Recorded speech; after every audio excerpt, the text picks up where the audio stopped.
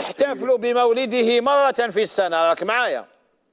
معك أستاذ. على بالك باللي النبي عليه الصلاة والسلام كان يحتفل بمولده 4 مرات في الشهر. الله أكبر. راك تسألني كيفاه النبي كان يحتفل؟ والله السؤال كان على طرف لساني. الله يرضى عليك. ما كانش عليه الصلاة والسلام يصوم كل اثنين، ولما سئل لماذا يصوم الاثنين واش قال؟ قال ذلك يوم ولدت فيه. الله. قال لهم ذلك يوم ولدت فيه ولا لا؟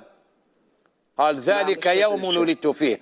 فرسول الله كان يعظم يوم مولده بالصيام. إذا كان يلتفت إلى هذا ولا لا؟ 4 مرات في الشهر. احنا رانا نتفكروا المولد 4 مرات في الشهر.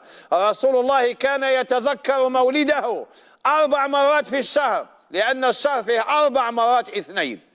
شفت؟